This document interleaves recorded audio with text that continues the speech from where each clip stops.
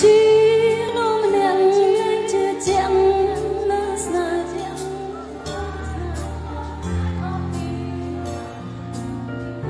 ្លាប់តែជួបប្រែស្ងាត់បាត់អ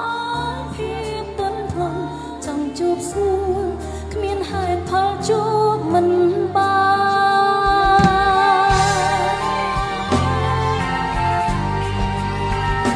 ទូរស័ព្ទបងអត់មកខលមិនចូលច្រើនថ្ងៃឬក៏ថ្លៃបងរវល់ណាស់អ្នកផ្សេងស្នេហ៍ដើរដល់ផ្លូវនេះបត់ស្ដាំឬ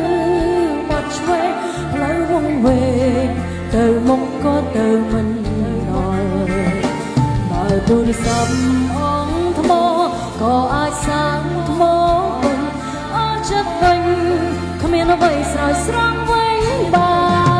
នតើអស់ចិត្តឬអស់ថ្មត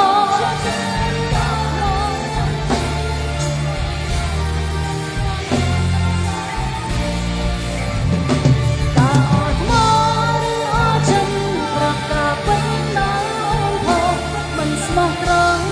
បងបន្តដើម្បីអ្វី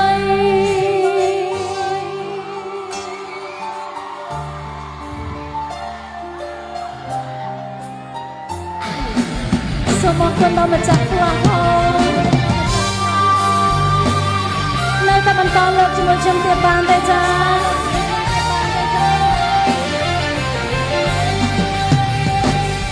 ខ្លាចជាមនុស្សម្នាក់លែងជឿជាក់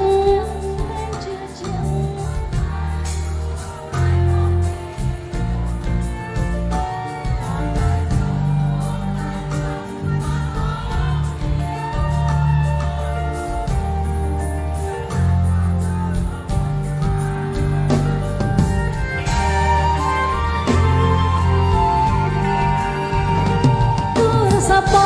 ងអត់ថ្មខលមិនចូលច្រើនថ្ងៃឬក៏ថ្លៃបងរវល់ណាស់អ្នកផ្សេងស្នេហ៍ដើរដល់ផ្លូវនេះបត់ស្ដាំឬបត់ឆ្វេងផ្លូវវង្វេងចង់ទៅមុខក៏ទៅមិនដល់បើទូរស័ព្ទអងថ្មក៏អាចសាងថ្មវិញអស់ចិត្តវិញ